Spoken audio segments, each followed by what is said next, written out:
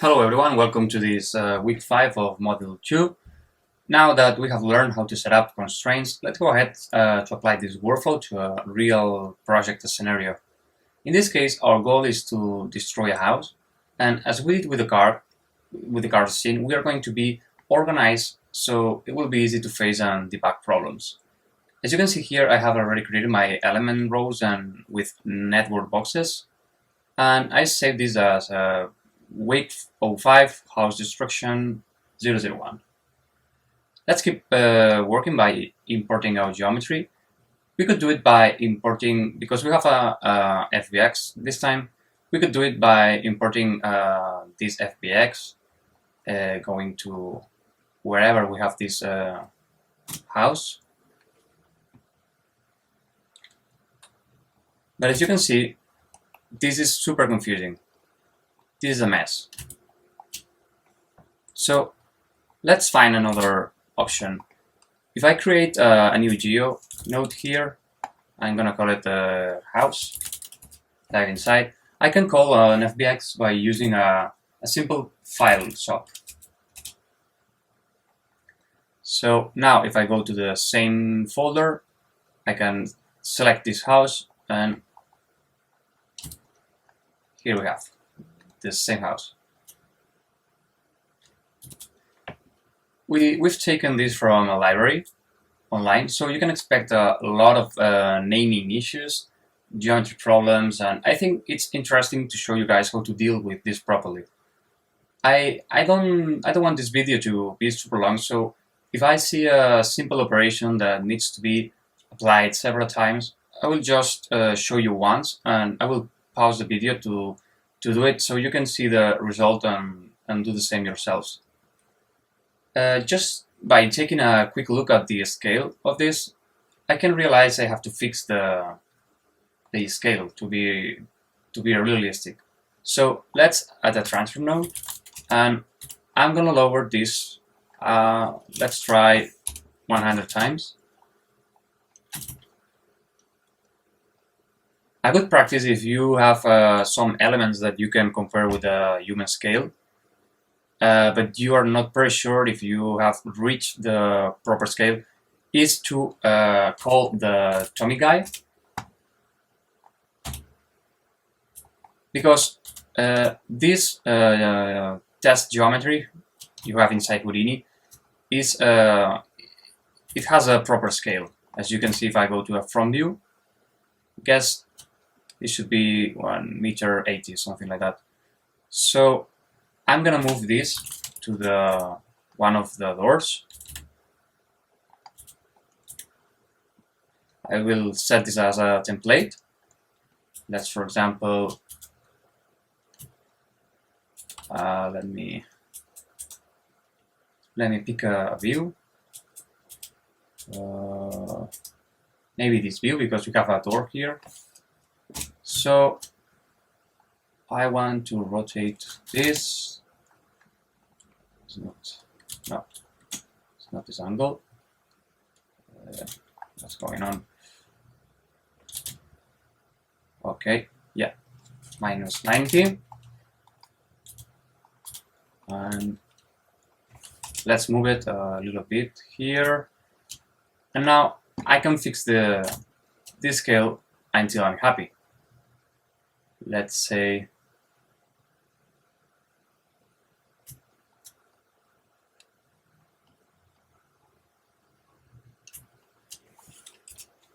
let me see. Yeah, I think this should be fine. If you look at the size of this door and you compare it to the size of this human geometry, I think that's pretty much it, what we are looking for. So scale fixed. Now let's clean the useless attributes. As you can see, we have these FBX wherever here, and I'm pretty sure we are not gonna need it. So let's delete them by using an attribute delete node. I'm gonna type the keyword, which is FBX, between stars. Let me see the other parameters. We have a lot of UVs here, but I'm not pretty sure if I'm gonna need it. So I will pass to primitives. Let's take a quick look. I'm pretty sure I'm not gonna need this one. And neither needs one. But to be 100% sure, just go to the viewport and let's highlight the groups or the name attributes by selecting them. So let's go here, attributes. Let's start with this one. And I don't feel like this one could be very useful, so I'm gonna delete it. Let's try another one, the name.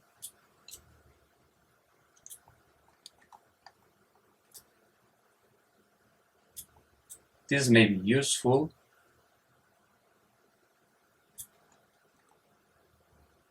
But I think it don't make any sense because we have highlight frames here. We have frames here, but they are not in the same group.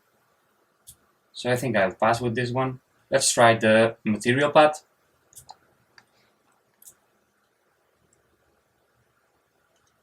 And maybe this one could be useful. So let's delete all of them, but the material path.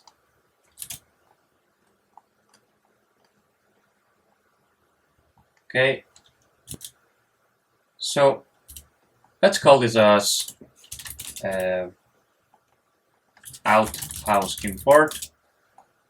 And a good practice would be to split all of these house elements and set an output for each one of them.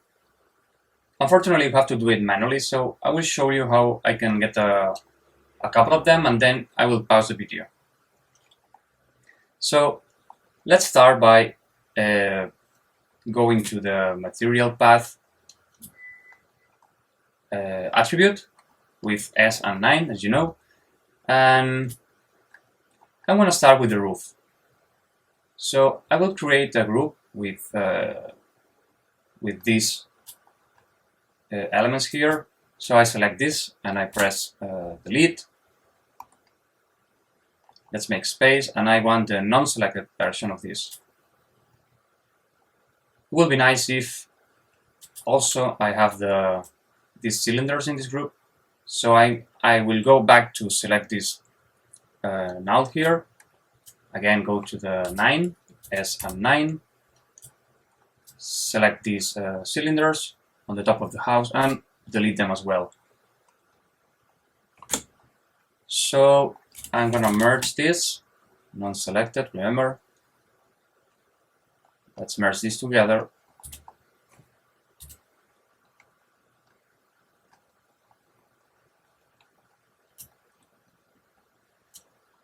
And I'm gonna drop down a group node. Let's call it, let's rename this node as roof. And I'm gonna make this into an expression to get this name. So I can either use the old $OS expression to get the variable, or I can use the between quotes op name, operator name, and I want the name of this node. So only one point. Close the quotes, and here we go. Cool. Let's do this again. I'm gonna select the whole house, and this time I will aim the frame. So let's press S, and let's select the frames, delete them. Let's get this out, non-selected, and I can duplicate this group here. Let's plug into the frames and call it frames. So if I go middle click here, I can see I have a frames group. Now I'm gonna merge this together. So we have a group for each set of primitives, for each set of polygons. Cool. So I'm gonna pause the video and I'm gonna do it for all of these elements we have in this house, and I will be back to you guys in a second. Hello again. So as you can see, I've made this shop material path attribute we had into proper groups. For example, I started with the roof, then I made the frames, the pipes, the glass for the windows, doors, bricks, these extra elements for the chimneys and anything else, and the whole wall of the house. So if I merge all this together and I go to groups, now I can highlight each one of them. And this is going to be useful in the future. So I no longer need this shop material path. Then I have to remove it. I created a null called outhouse. And now let's import this house here. I'm going to call this house geo. Dive in. And we can start by importing our house with the groups. So I'm gonna drag this null here. And if I middle click this node, you can see everything neat and organized by groups. So we can easily apply textures here. Perfect.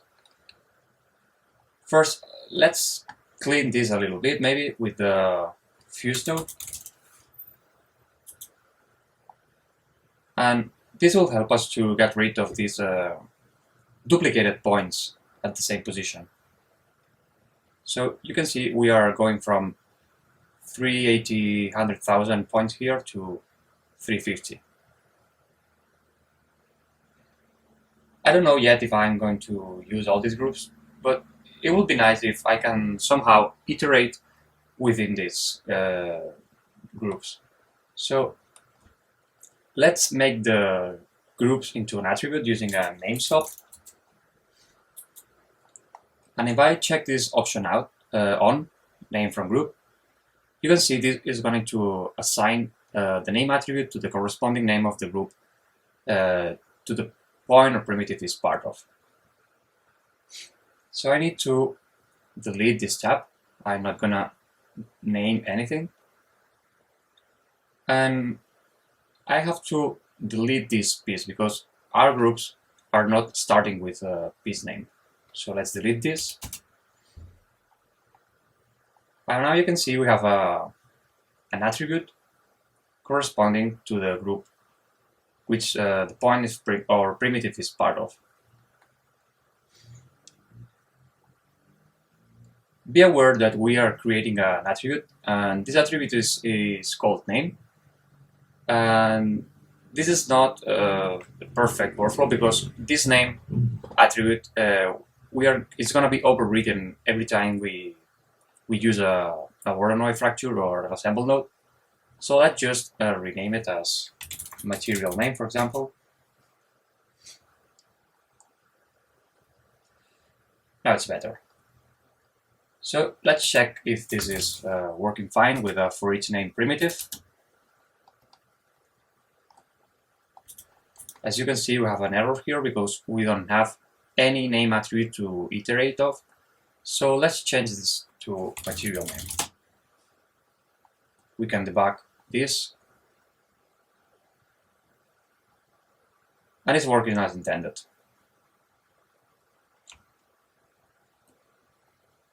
Now I can delete this for each loop. And we can start with the fracture workflow. I don't want to fracture the whole house because this will take ages. I just want to have an effect on the main door and on this area. And at this point, I think we can't avoid breaking the procedural way because there isn't any attribute or group that give us the piece of wall that we want to break, for example, this one. So let's unpack this. And we will trim this geometry by by grouping using a bounding region and then deleting the group. So let's do it. Actually, I don't need any unpack node. So let's hook a group node here and bound. Let's connect this properly. And if I interpolate this bound, I'm going to use this area to delete everything but the geometry inside this bound. So let's connect this here. And I need this keep in bounding regions option turned on. So let's do it, and let's set this to bounding object. As you can see, we have to work upon points. So let's just change the type to points and call this delete.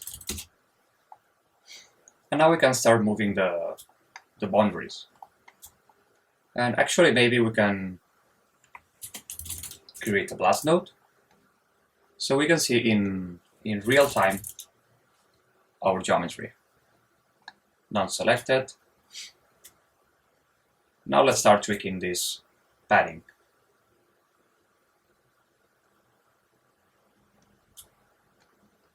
I want to keep this this face of the house, so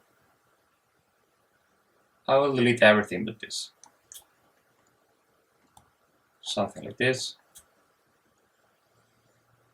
Let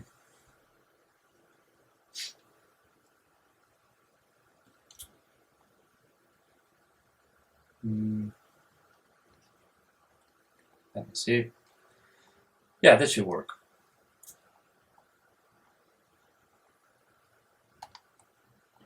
Let's follow by deleting this group because we no longer need it. So I'm going to delete the delete group. And then I want to assemble all of these pieces. So let's use a for each name primitive. And I'm going to iterate for each material name type. I'm going to plug and assemble here to pack all this set of connected primitives. But I don't want to lose the groups, so let's transfer them.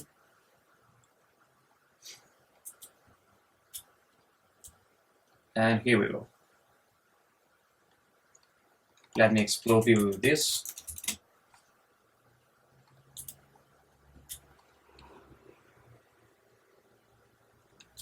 Great. Now it's time to use our groups to fracture the geometry.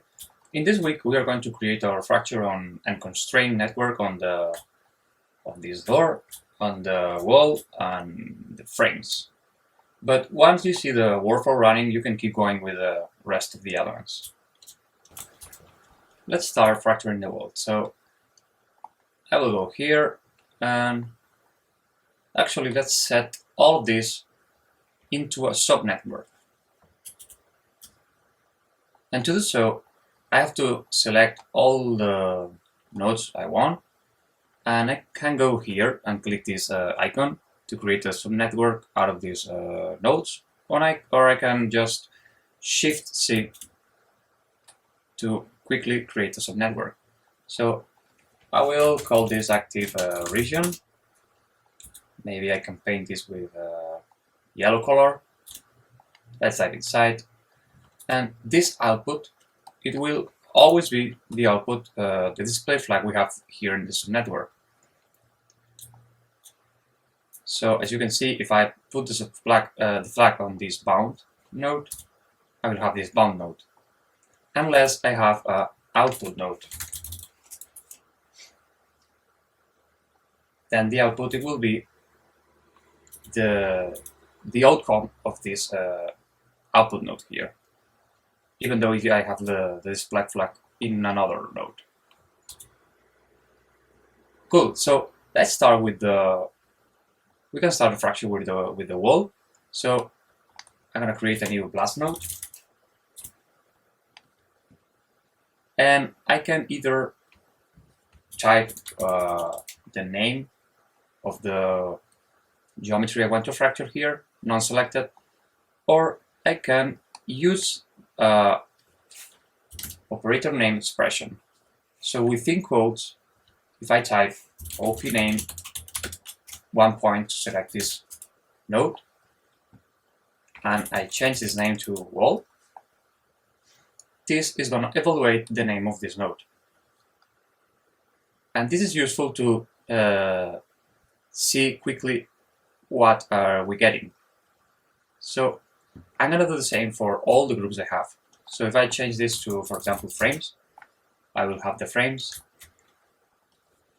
the doors, the pipes, and so on.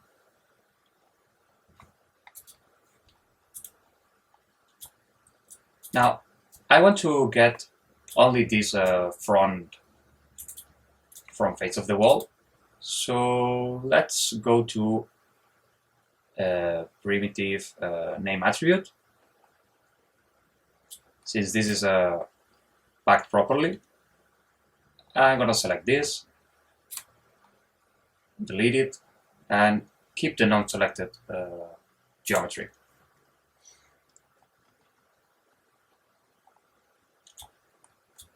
As you can see, this is a surface, and we have to we need solid objects to fracture.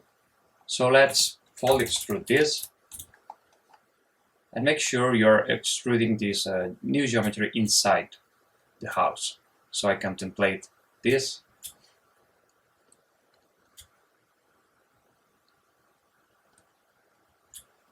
And let me see.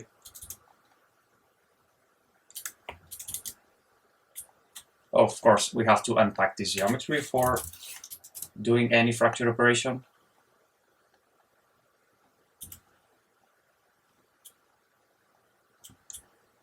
As you can see, negative value is wrong.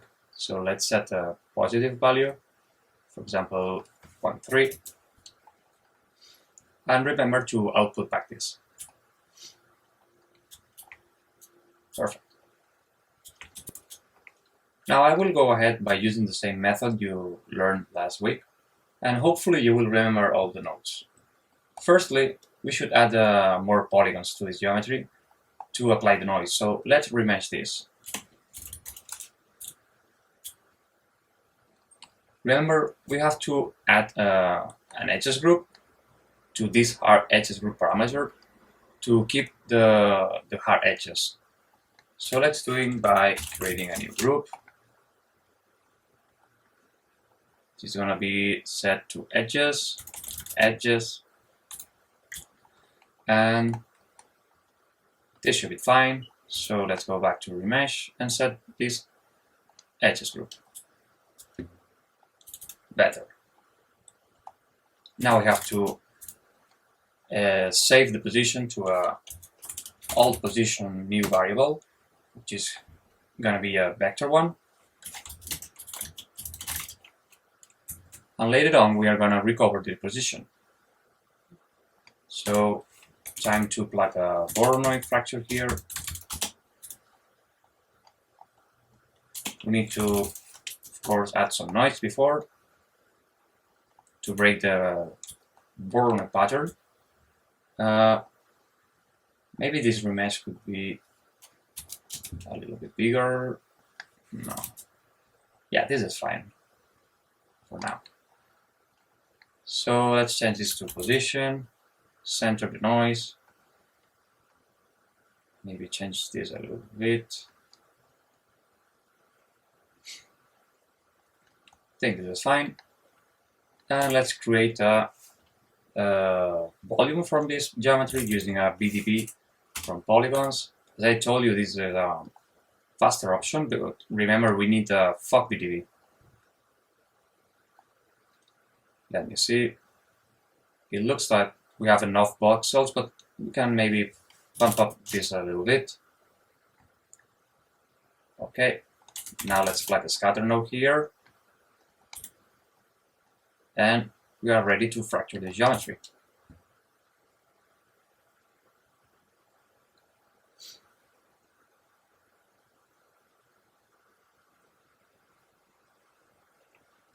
Let me see. Now let's end up with recovering our old position. And as you can see, this is kind of boring, even though it has the noise properly applied. So we can do another thing. We can go back to the BDB from polygons. And let me change this background to the black one, just for a second. And I'm gonna hook a volume box here. So the idea is to create some noise on this density fog. And I'm gonna do it by using an anti-Aliasing noise, which is it's pretty fast to compute. And I'm gonna multiply this density field by this noise. So let's plug this properly. Let's let's pump up this amplitude. Now we can play a little bit with the frequency or the offset or whatever we want. And if I scatter some points here now, all of these points are going to be instanced on positive densities. And this will help us to break even more the Bourdonnais fracture pattern. So let's see what we get now.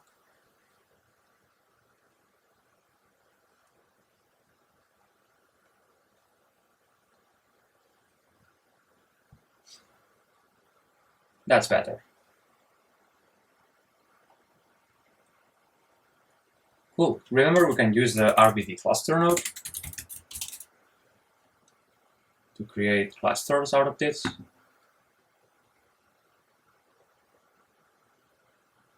This should be fine.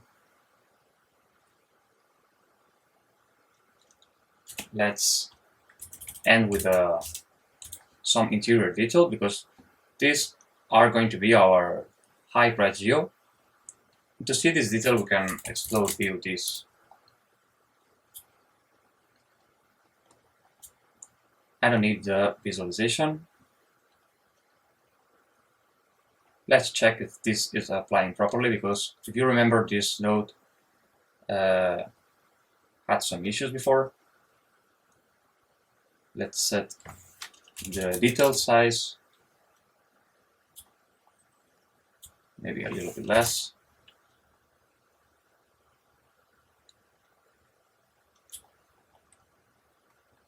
Okay. Maybe more frequency. It's a good practice to set this manual. Otherwise, it will cook every time we change the values. So I'm gonna set this to 7.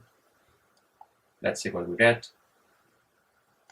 Maybe, yes. Let's see now.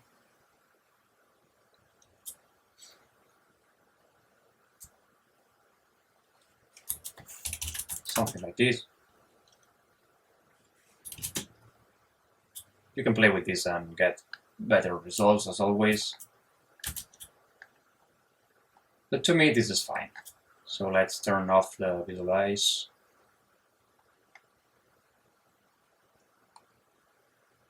And that's pretty much it.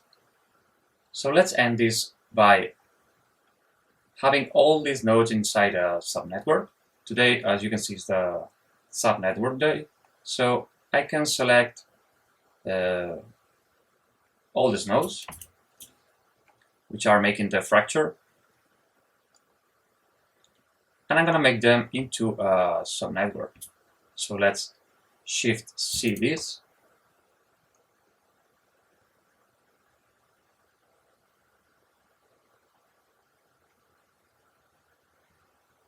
I'm going to change this back to light.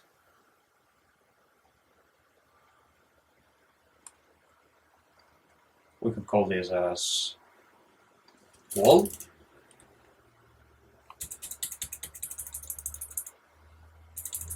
I don't want to be cooked every time. So I will set for now, the display here. Let's paint it purple, for example. And I want this to be more procedural. So be aware that if we do the same method to all the elements we have, we will end up by having the same attribute called name. So what we have to do is to change this attribute and add some prefix for us to know which element are those pieces belonging. So, for example, we can do so by going back to the Bernoulli fracture.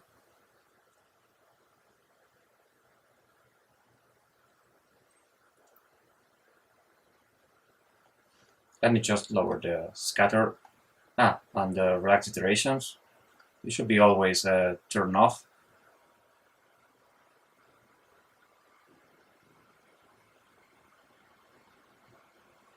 Maybe 500 points, fully faster. Okay, so as I was saying, we need to change this name attribute to something related to this wall. So I can just change this to wall. Or if we want to keep things organized and more procedurally, a clever way to fix this is to get the name of the subnetwork we just created. And we can do so by typing between quotes, again, operator name. And this time, I don't want this Bernoulli fracture name, but the subnetwork name. So I have to go up 2 levels. And I can do so by writing down 2 points. Let's close this. And here we go. I'm gonna copy this. And maybe I can paste it on the interior and outside group, just in case we want to apply different materials to these interior groups depending on if they belong to the wall or a wood material. So let's underscore opening this and this. So we are gonna get inside wall, outside wall. Also, let's change this cluster to, for example, not the attribute, but the prefix. We can just type C or CL. Okay, so now we're gonna get CL, the name of the piece for clusters, and if they don't belong to a cluster, we are gonna get just wall. And lastly, we have to set this group to inside wall. So I can just copy and paste it here.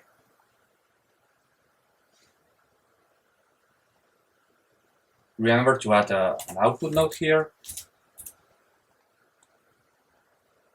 And maybe an explode view, just in case you want to take a look at each one of the pieces.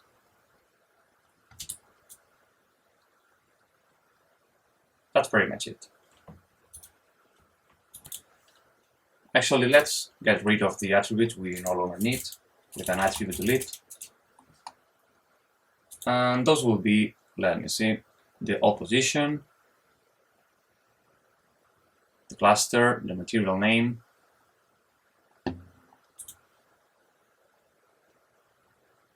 much better. Once we are happy with this higher resolution geometry, we can save it, because later on we are going to use it to transform. We want to transform the geometry by using the simulation proxy pieces. So let's drop down a file cache. And I can call this file cache as cache high-res wall. Actually, fracture. High low. Yeah, let's keep things short and clean. And Let's save it into geo. For example, I don't know, fracture geo. This is going to be the high resolution pieces. And let's take the name of this node, GeoSC, as always. And the rest. Okay, so geo, fracture geo, high res pieces, and the name of this node. Let's set this to current frame and save it. Now I can load it, and let's save this. And I can keep going by converting this to proxy pieces. But first, let's add a null node. I'm going to call this out wall. And we'll use the new convex decomposition node because it's super useful. It's gonna work fine because it's already have the name attribute on the pieces. As you can see, the difference is huge. Now let's assemble this without overwriting the name attribute. And these are going to be our in-sim wall pieces.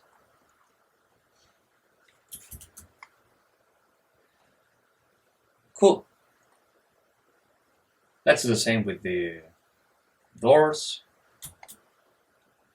So I'm gonna put this into manual mode, just in case, and I will copy paste this. Plug it here. Let's dive inside. Let's go to the unpack. This time we don't need any poly extrude, so let's delete it. Let's keep the edges group to remesh. Let me see. Maybe we can add more resolution to this. Too much. This should be fine. Save the attribute, save the position, add some noise, maybe too much. Something like this with higher frequency.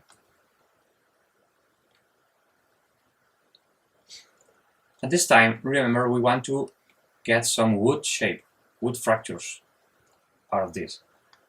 So what we have to do is to transform this. And let's scale this down in the direction we want to get the wood pieces. That will be the Y direction. Maybe this is too low. Now let's connect this to be the different polygons. And I'm not gonna use this volume bob now. So let's scatter some points here.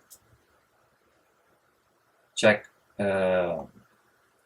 this is turned off. And let's see what we get.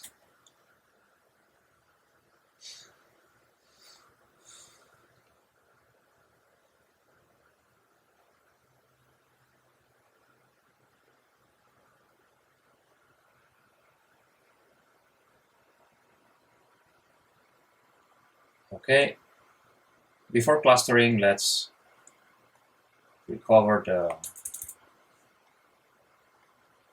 position. Remember, we have to create a reference copy out of this transfer node and disable this reference and turn this on.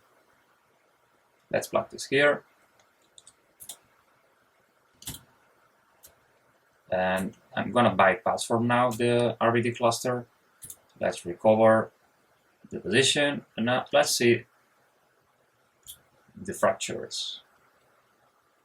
They're looking pretty good, but we can start by having less, maybe 250 for the sake of the simulation speed.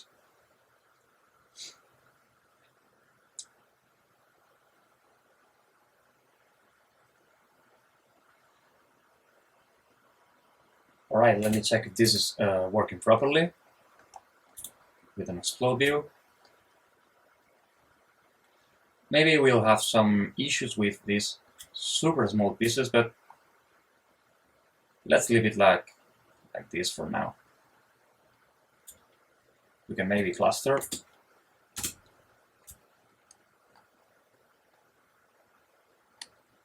And look how far this pattern is from the Voronoi one. It's impossible to recognize any Voronoi pattern here. So this is exactly what we are aiming for. Now let's add some interior detail.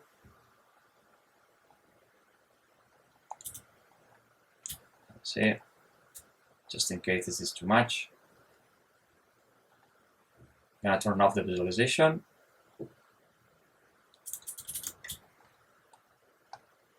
Let's see.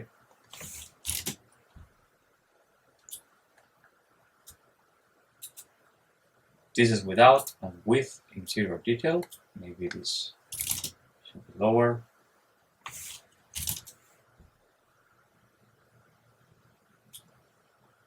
All right.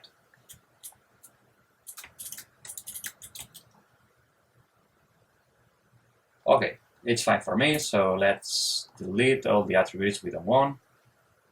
Let's see, name attribute, the groups. Maybe we can delete this edge group as well with group delete. Edges was called. Okay, and I'm gonna copy paste this to the wall subnetwork. Actually, this is gonna be called doors.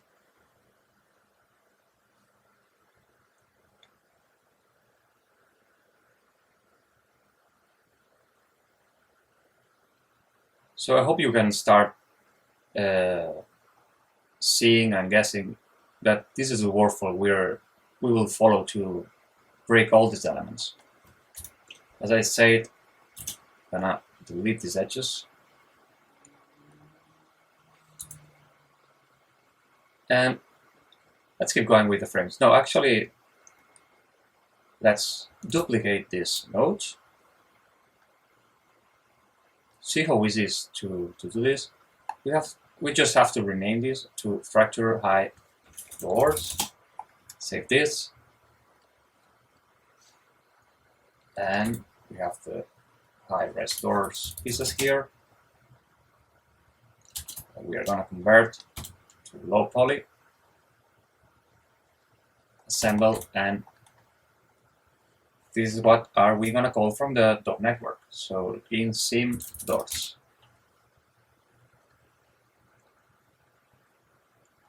And remember to check if the number of low resolution pieces is the same as the high res. So using the same name, we have to pack both of them. So here we have 243, 243. So this is gonna work fine. Now let's go for the frames. And we only need these frames nearby the door. So let's simply select them and delete it, not selected. Let's set this to manual and duplicate this subnetwork. Call it frames, dive inside, set this to auto update again. And what I want to keep this time is only these outside frames. I don't need this geometry here. But let's see what happened when I delete this geometry. So I press S to select the primitives. I'm gonna select this and delete it. Looks like this is fine, but as you can see, we have some issues to fix here. We have to close all these polygons to generate fractures out of them. Let's do it by using a delete node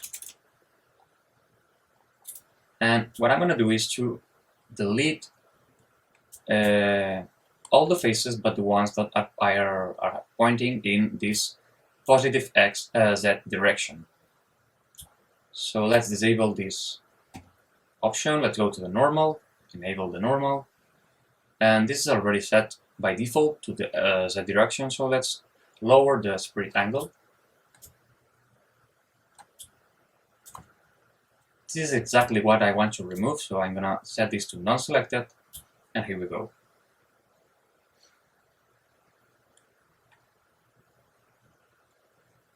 Now let's poly extrude this.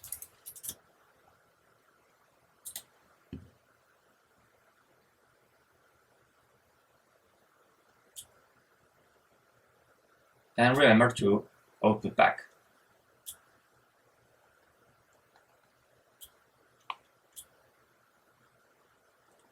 Yeah, this should be fine. Now actually we have to extrude this in a negative value.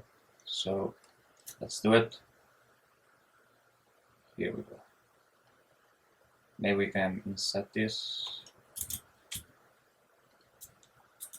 Let me see. Oh.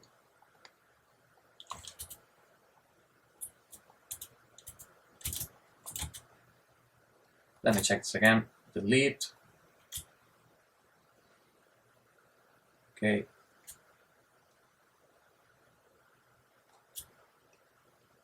Let's try this.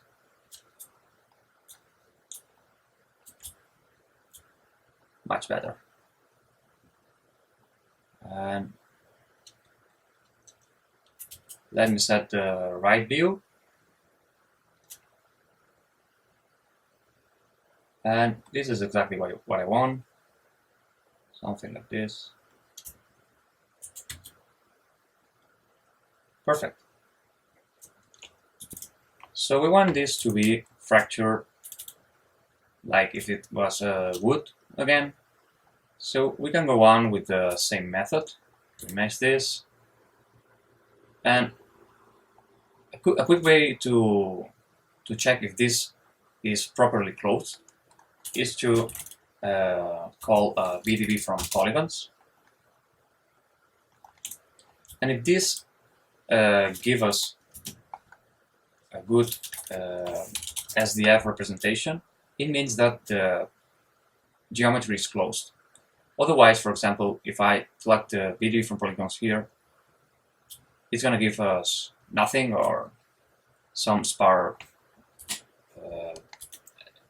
pieces. So now let's take a look at all of these nodes to see if they're working properly. We have to transform this down, scatter some points here, fracture this, transform this up, cluster, recover the shape, add interior detail, and let's see what we get. Cool. This is fine, but if you want to go to one step further, we can do another thing.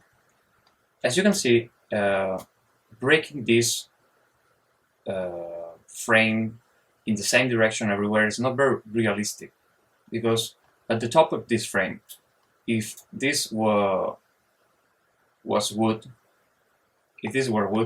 the direction of the fracture will be in not vertical but horizontal. So let me press L to organize this. And I will show you how to fix this. So if I go to the delete node, I'm gonna make some space here, and what I'm gonna do is to blast these polygons here and this one. Delete them, duplicate them, and set these to non-selected. Make some space. And let's just duplicate all this workflow.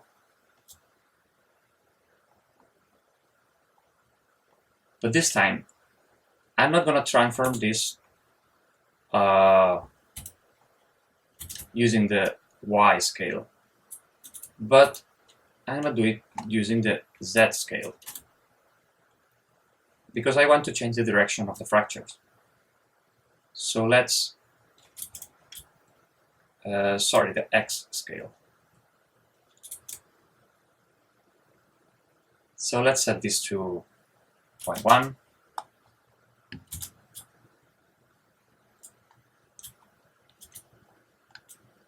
As you can see, this is working fine as well. Fracture this, maybe less pieces. And I transform this back. I changed and I set the visualization on. You can see now we are getting some interesting horizontal fractures. Cool, right? Maybe you can cluster some of them. I'm gonna add more points. Recover the shape, interior detail. And maybe we can merge these 3 nodes before the RPD interior detail. So I'm gonna merge them here. Let's delete this. And let's plug this output to the interior detail. I'm gonna press L again.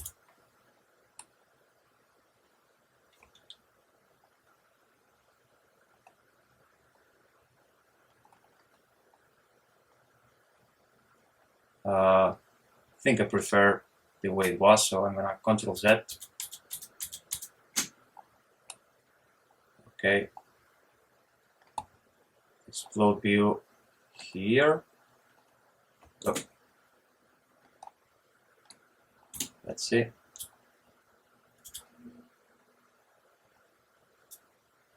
gonna turn off the cluster. Here we go. Nice. Let's turn off the visualization.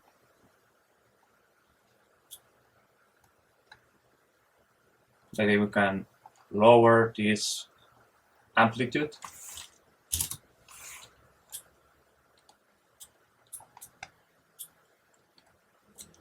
And again, let's go back here, copy and paste all this workflow.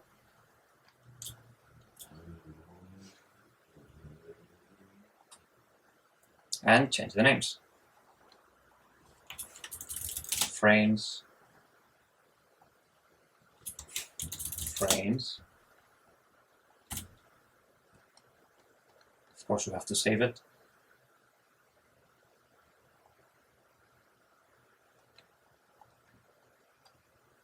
And frames. Let's again check the packed pieces. 416, 416. Awesome. Now I can press L to organize all of this. Okay, time to make a simulation out of this. So I'm gonna very quickly create a .network. Let's say sim house, for example. Let's add inside. And let's have the basic nodes.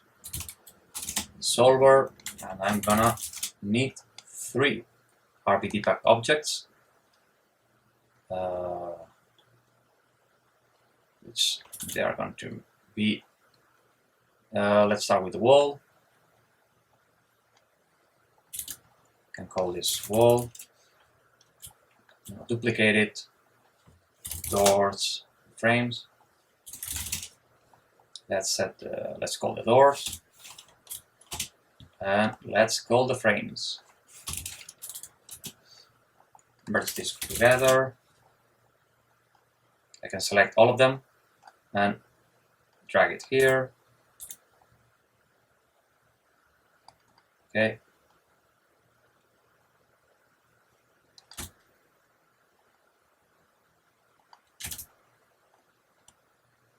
And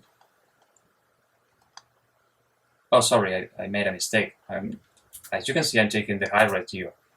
That's why it's taking a while to load it. So let's change this to starting in wall. Let's set this to manual to avoid the computing. In doors and in frames. Let's set this to auto update again. That's better.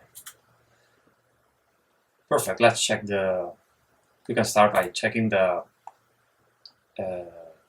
representation of this geometry. So I'm going to turn off the display, turn on the show guide. Maybe this option will help. Yeah, that's better. And I think that's pretty good. Maybe we can raise this option to avoid intersections. Something like this. Like one to display. Okay, let's go for the doors. Let me see geometry. This needs to create convex hull.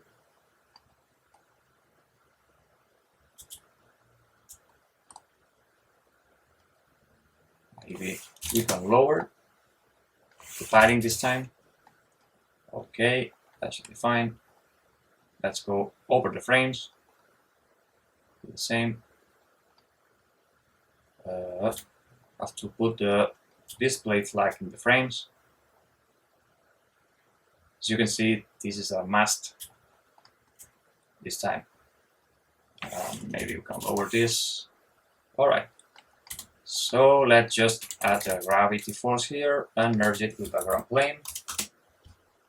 I don't need to see this.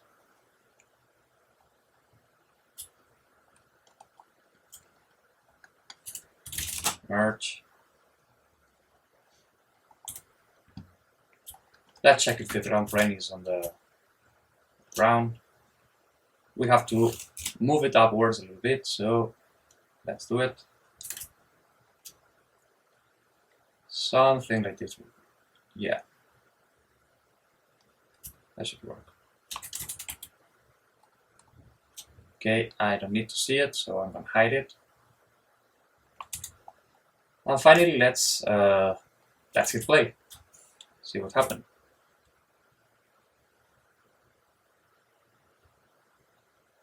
Here we go.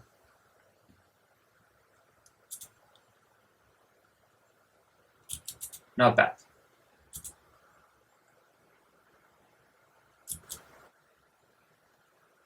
Cool. Let's go back to the house geo. And I'm gonna set the lower pieces, the pieces that are almost in the ground, to be static. And I can do so by creating an attribute wrangle. I need this new active attribute to be on the packed geometry. So I'm gonna write at p.y, which is the y component of the position, if this value is lower than some value, let's set this active attribute to 0. I have to create the channel, but since we haven't set any active attribute yet, this always be 0. So let's first rename this to set active. And what we have to do is, before setting this condition, creating a new active attribute of 1. Now we can debug, we can visualize this, if this is working properly, by typing the name of the attribute here, active equals 0. This is points. And if I go to non-selected option, Now we can play with this. I'm gonna leave it like this. And let's copy paste this node to all the elements. Something like this. Yep. And something like this. Now if I go back to the simulation, remember that in order to override this active attribute, I have to turn on this override attribute, and I have to do it for each RBDepect object I have here. So let's just select all of them and turn on this. And I only need the active attribute, so let's delete the other ones. As you can see, this is going to be applied in each node. And let's see what happens now if I press play.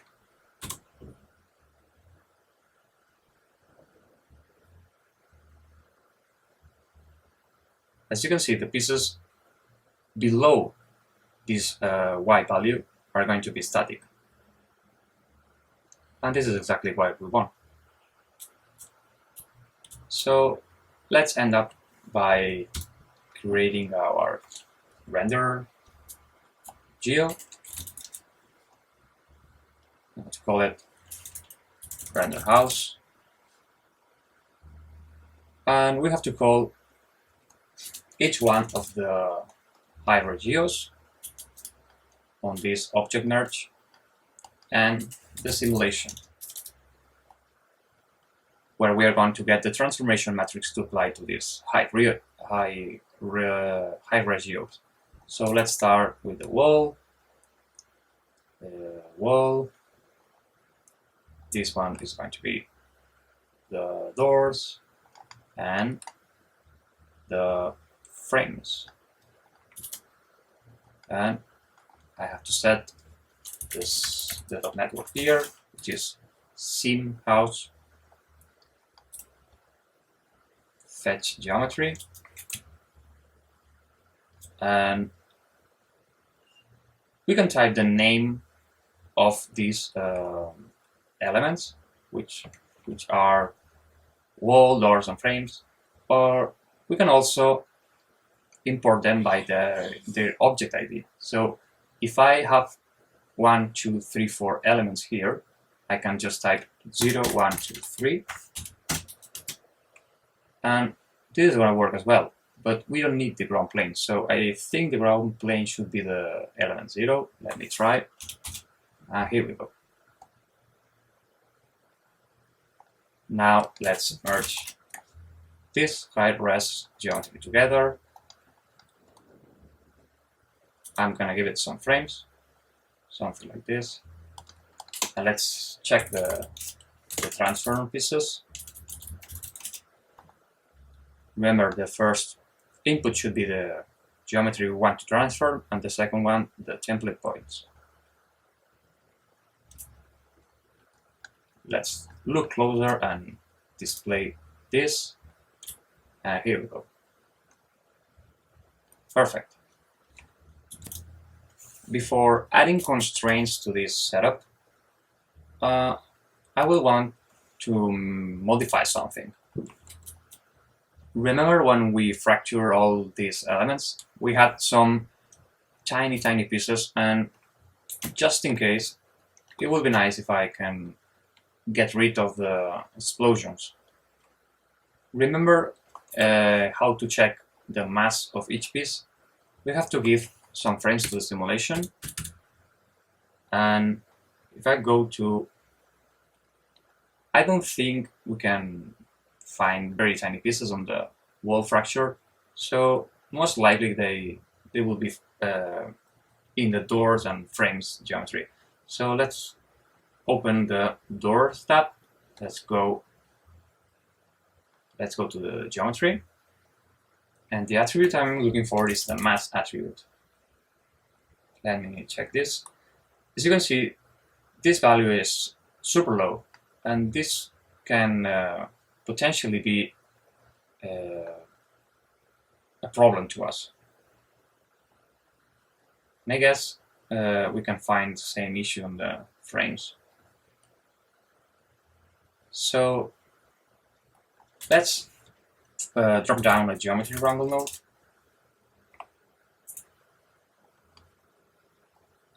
And I'm going to say if the mass, this is going to run over every geometry that he can find here in this simulation. So if the mass is lower than 0,001, then the mass is going to be 0, 1. So now the lower value you can find in the simulation should be 0.1. And here we go.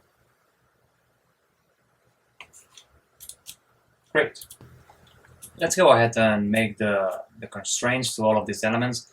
And the way I'm going to do it is by grabbing all these elements one every time, and I'm going to create a constraint network for each one of them.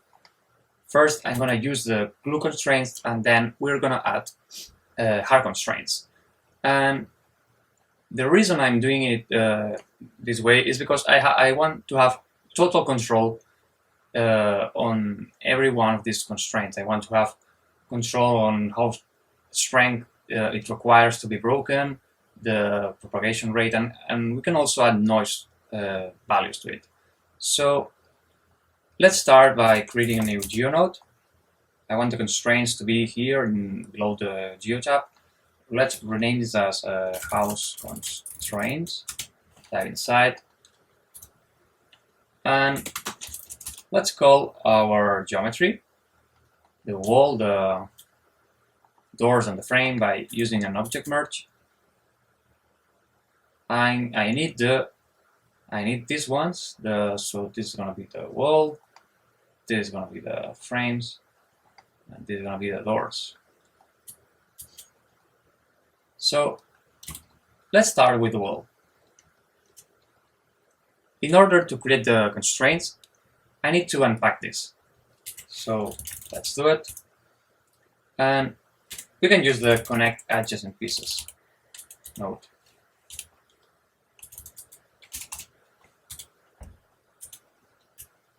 If I template the points, the pieces, you can see this is connecting every point of every piece to its neighbors.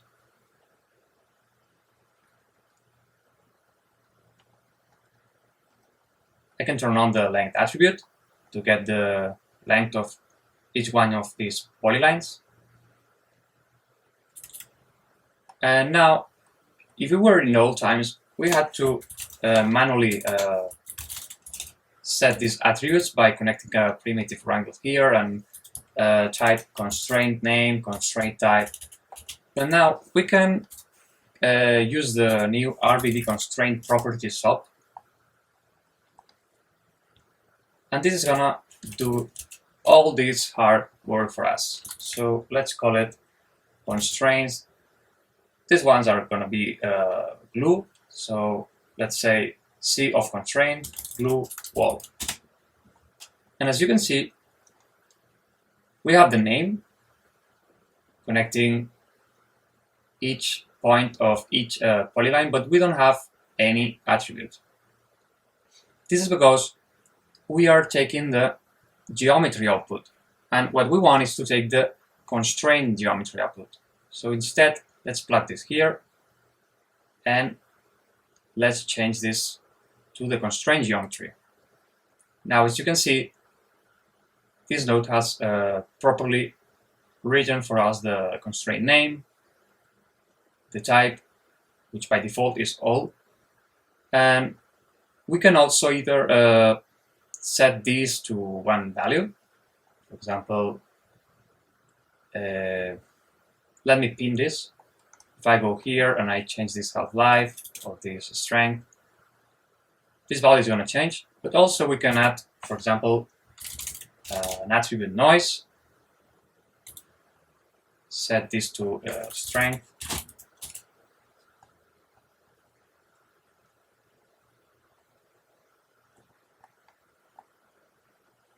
strength. I don't know if I type it right.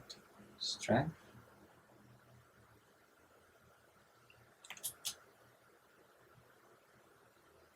Let me see. I want to add strength. It should be working. So, oh, sorry. This is a primitive type. So maybe we can use an attribute randomize mode. And this time I'm going to use primitives. Let's set this to strength. And now, as you can see, we can set this value, or we can add more variation to this value.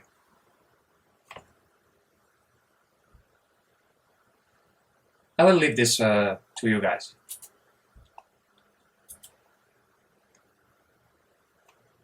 So now let's do the same with the other elements. I can just copy and paste this here and here. Let me. Okay. Now let's see.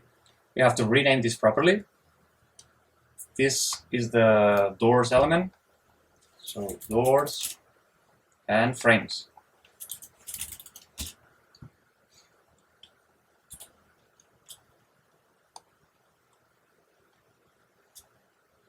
You can play with these values if you want. Maybe you can lower them.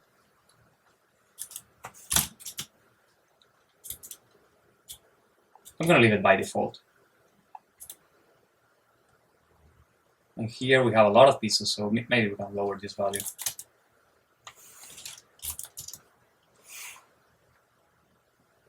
Perfect. Let's now create our constraint network inside the .network. Let's dive in. I think I'm missing the gravity. I can apply it here. And I'm going to make some space.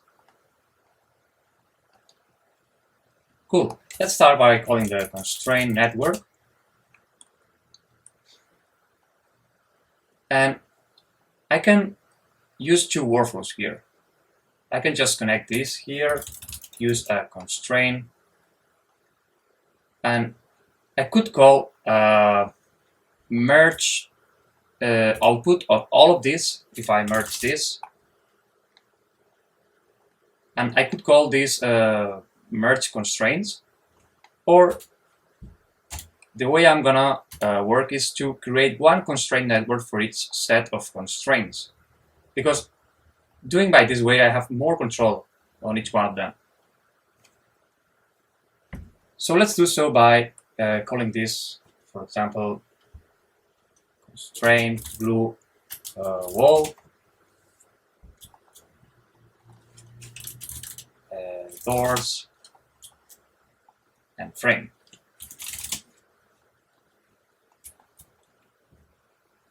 I can duplicate this, plug it into the proper input. And if you remember, the name of the constraint, as I have it here pinned, is glue. So let's select all of this and call it glue. Now I have to call the proper out, the proper path. So let's do it by going to the host constraints. This is the wall. I'm gonna copy this path and paste it here. Let's change this to doors. And here to frames. As you can see, the constraint visualization is already on the viewport. So instead of having falling geometry, I expect the geometry to be stick together this time. Be aware that this number here, strength, is going to multiply the one we have set here, which is 1. So if you want to tweak, if you want to modify this number, it will be better if you do it in a sub level, and then you can multiply it by 1. But let's just check if this is working properly by pressing play. I'm gonna color this to green, for example. Let's press play.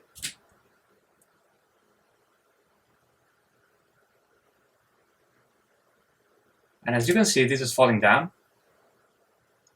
but the pieces are stick together.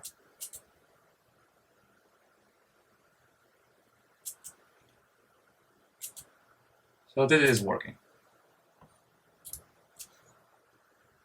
Maybe we need more strength. Or actually, let's make this unbreakable.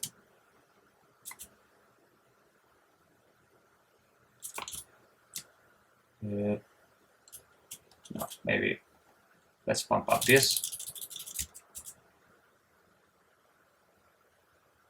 Here we go.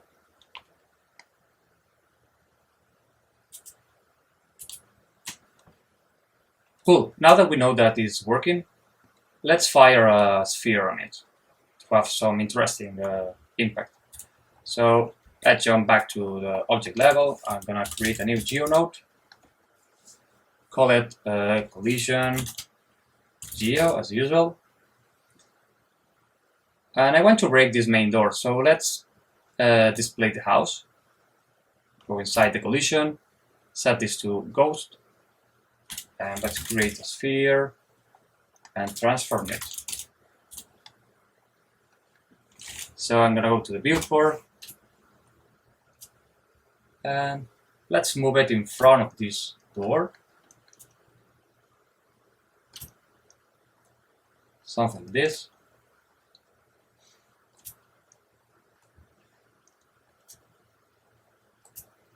Okay. Let's set the first frame here by alt-clicking this. And I'm gonna give this, for example, 1 second. And let's push it forward to this position. Let's set another key.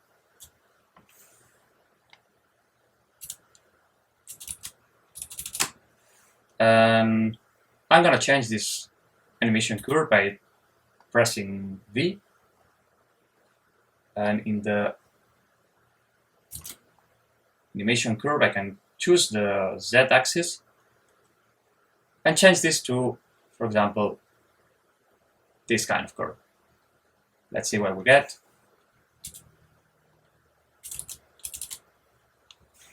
Better, maybe too aggressive. This will work. Okay. Let's make this into a deforming static object by using a collision source.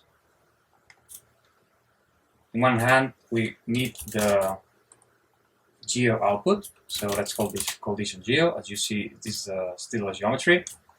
And then we need the VDB. So we call this VDB. And I think the resolution is good enough. So let's call it in the .network by using a static object, which is going to be deforming object. And I'm going to call this collision geo, first the geometry in the soft path. And then in the collisions tab, make sure to set this to volume sample if you are using VDB.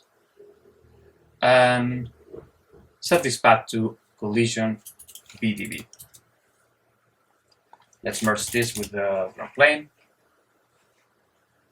Here we go. Let me check if the guide is fine. Okay. And let's give it a try.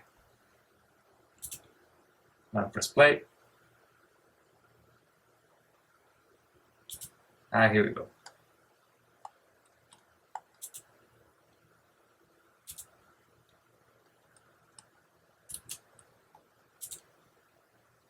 Just as expected, this ball is breaking the constraints. So this is working fine.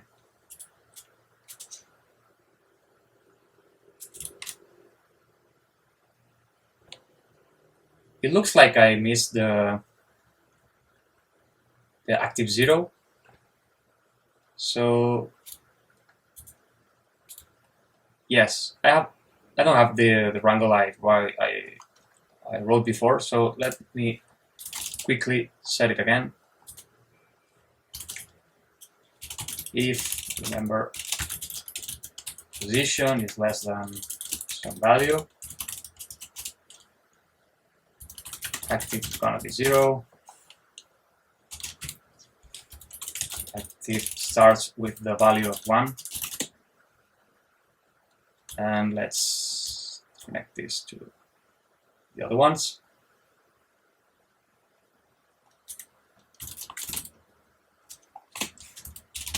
Let me check again this active value.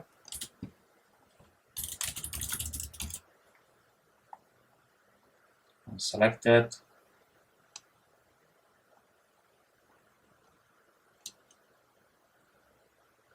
Here we go.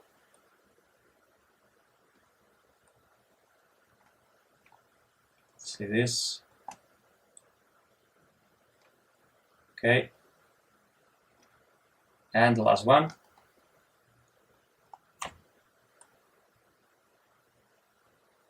That will work. Okay. Sorry for this. Let's try now.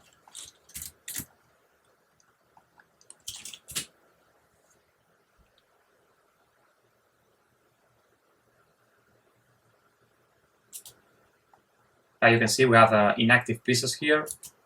So maybe I can raise up the ball a little bit. Yeah, let's make this closed. Start with something like this. And then we'll end here.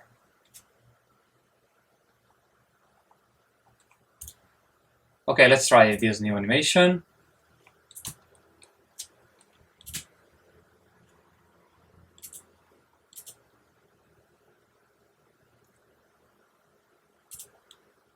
Yeah, I like this. Next step is to create some hard constraints on this geometry, especially on the wood, because we want to make it we want to add some bend to it before breaking it. So let's go back to house constraint, and I'll start by grabbing the door. Let's make some space. And actually, I'm going to use another connect adjacent pieces because I don't want to use the same amount of polylines here. So let's grab these door constraints, and we can lower this search radius to something like this.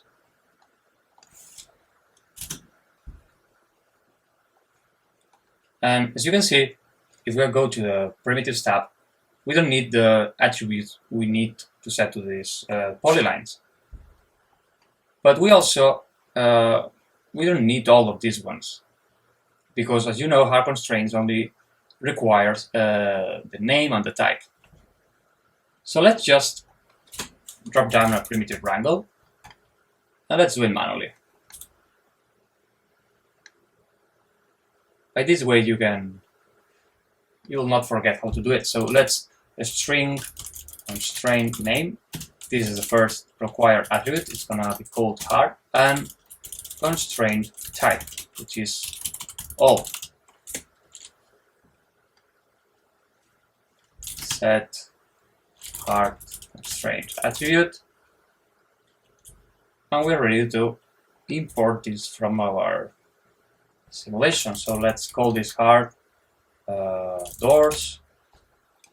Copy and paste this to the frames. Here we go.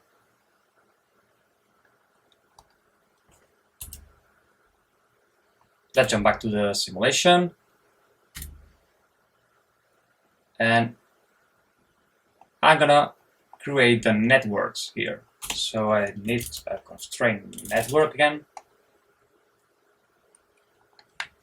I'll call it constraint hard doors and constraint hard frames. And I need a couple of hard constraint. Remember to set this to 0.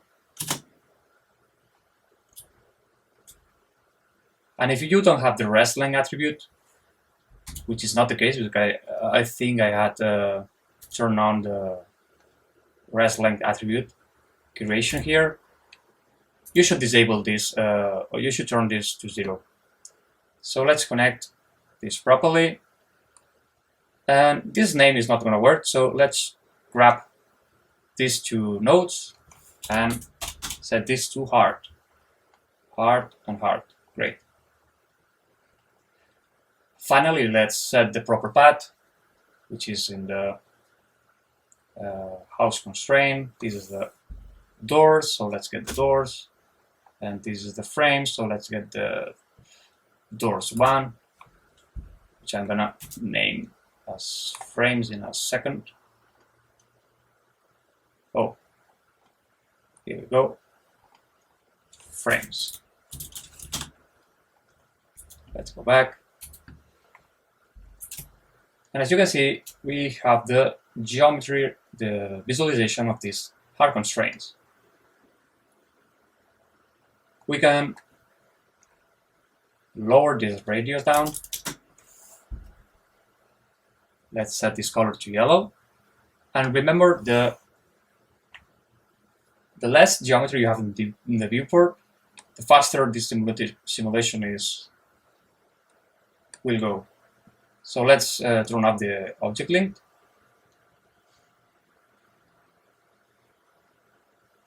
And we are ready to try this. So let's hit play, see what we got.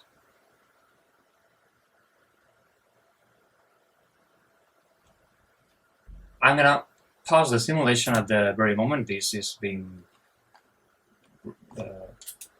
broken. So as you can see, here we have these hard constraints working, and they're trying to stick these pieces together, but this is not realistic at all because we need to break them at some point. It's cool to keep this bending effect going on this wood door, but also we want to break this.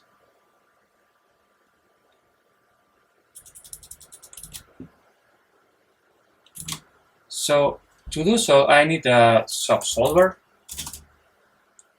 I'm gonna plug this into the third input of the constraint relationship. And if I go here, I select this relationship geometry, I can see what's going on by giving it some frames. As you can see, we have 0 values of these attributes until we have some impact, which is now.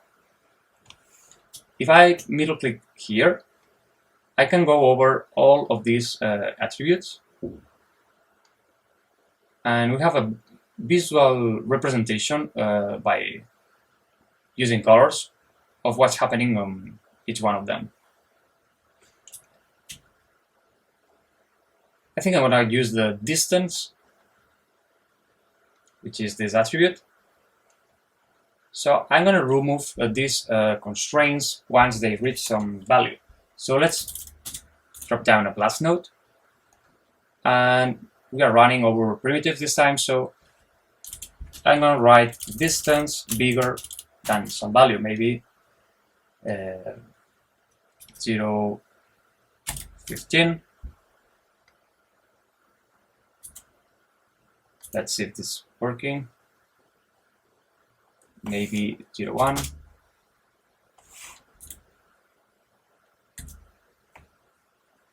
Maybe less, 0.06. Here we go. Let's go back. Remember, the display flag has to be on the last node. And I can just copy this subsolver here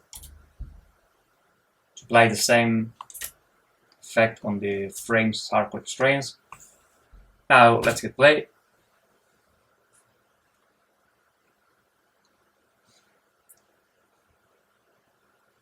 And I'm gonna pause the video again around here, frame by frame. Here we have the first impact. We can see how the geometry is bending nicely here. But when they reach some point, they break. So this is exactly what we want. It looks like we have a problem though with these frame pieces. I guess this is something related to the glue constraint. So let's go back to the glue constraint network. And now you can see why using this workflow is useful, because I can go over every set of constraint relationship and I can tweak it so I can have total control of it. So let's go here, maybe I'm gonna set this to 10. Let's see if this was causing the problem. I'm gonna hit play again. Let's look closer, go frame by frame. And yeah, here we go. Now we've broken the glue constraints, and look how cool is this. We have bending effect mixed with the constraints. Great. Now, as you may guess, we have a problem here. We have set constraints connection between all of these pieces belonging to the same element, the wall, to all of these frame pieces, and to all of the door pieces. But what happened with the areas where the frame is close to the wall or where the frame is close to the door? They are not constrained together, so we have to create some constraints that can stick these two elements together. So I'm going to show you a fast and nice ways to do that. Let's just, for now, disable the visualization of this, and let's go back to our constraints, and we're going to do the following. We need to, let's do this apart, so I'm going to copy and paste this object merge along with the unpack here. And the workflow is to make a constraint networks out of all of these pieces. So we have to merge them. And let me show you what happened when we do this. As you can see, if I pump up the search radius, there will be some polylines created between some different elements. So we have to somehow find these polylines and delete everything but these ones. So let's first create a different color for each element. I can go with the, for example, blue, sorry. This is going to be the green one and the red one. Okay, so now we can distinguish every element on this constraint network.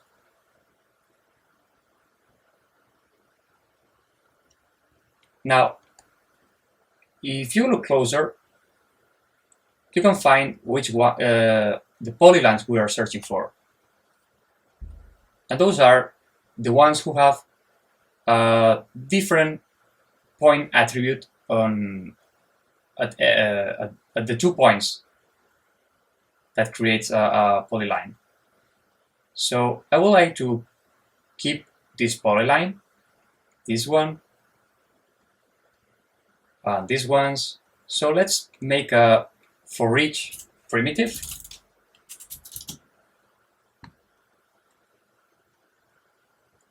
So we can look for over each polyline.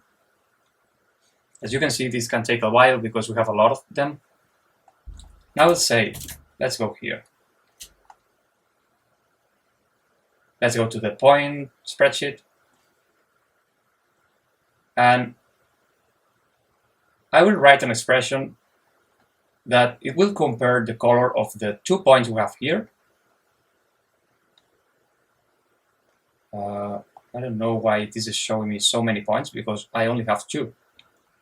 Let's create a null here. Let me see. Something wrong, so yeah, something wrong. Let me save this. Let me open a new spreadsheet. Here we go. Okay. So if the color of the point 0 is the same value as the color of the point 1, this polyline will be removed. Otherwise, we will keep the polylines because those are the ones we are searching for. So let's create an attribute wrangle, and I'm gonna call all these 2 colors by using this is a color, so it's a vector. So let's create a temporary vector, and I will say color CD0, which is point 0, which is the input, the attribute color, and of the point 0.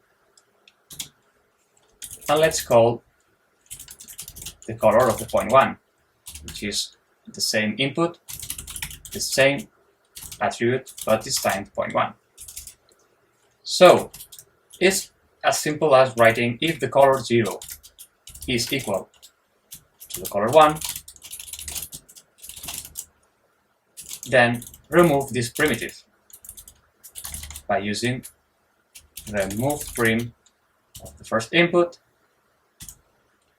We only have one primitive, so we can type 0 and remove also the points. Cool. Let's do this for all the iterations.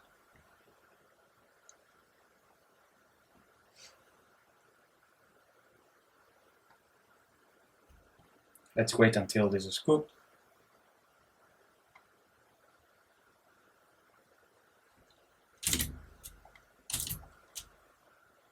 Here we go.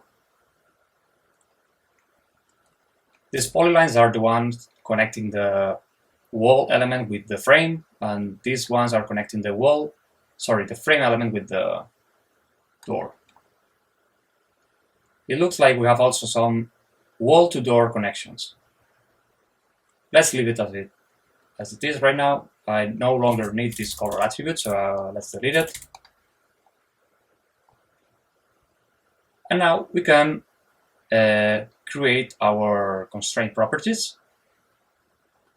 I'm going to create either hard and glue constraints, so I'm going to use the RBD constraint properties. Remember to connect this to the middle input. So this is going to be our glue constraints, as you can see here. And we can also create properties for the hard constraints.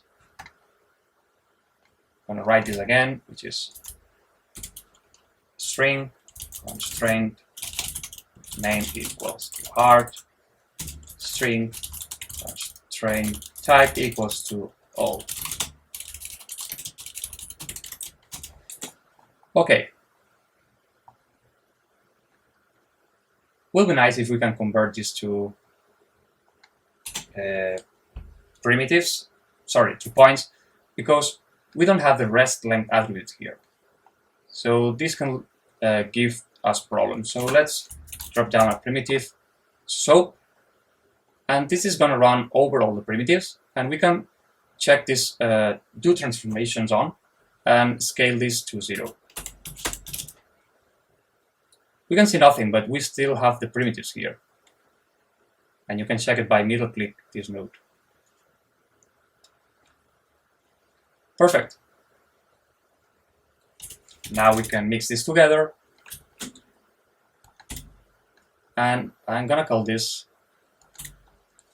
constraints mix, because here we have, sorry, this has to be connected here, because this has either glue and hard constraints. How we can call these constraints? So let's go back to the sim house. Again, let's create a new constraint network. I'm gonna paint this as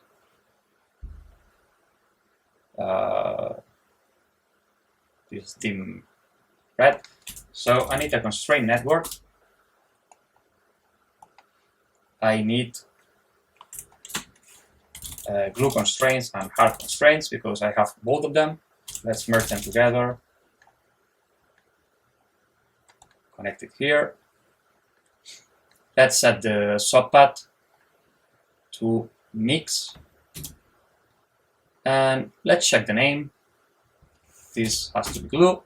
This has to be hard. And let's set this to 0 and this to 0. And again, we need to optimize this.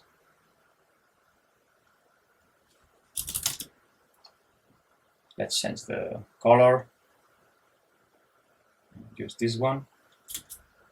Okay. Same with the glue. Let's use this one. And now we have glue and hard constraints between different elements. Let's see if this is working by pressing play. I think everything is set correctly. Maybe you can paint this as blue. So yeah, let's hit play. It seems like it's working so far. I'm gonna press play again to stop this. And let's see. Of course, we have to break this new glue constraint.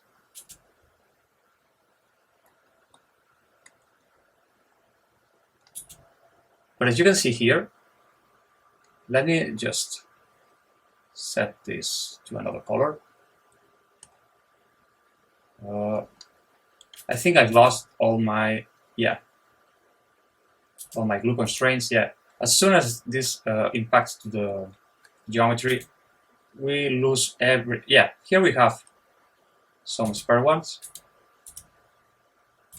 Maybe we can pump up the value of this glue constraint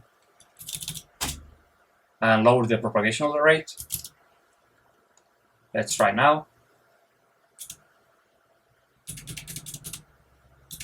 think this is going to be too much, but let's give it a try. This is what you have to do. Try and try and try. Okay. Okay. I looks these ones here still they're still keeping those pieces together. So let's again break these hard constraints by using a solver subsolver. I'm gonna give the same value, just want to make this work. Let's see now.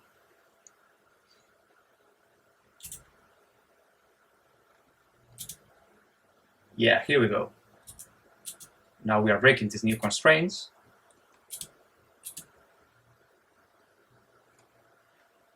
But we have still some working hard here.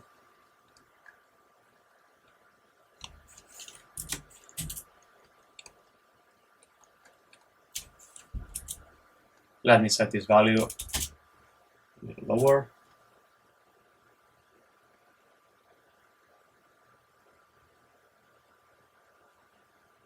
And here we go.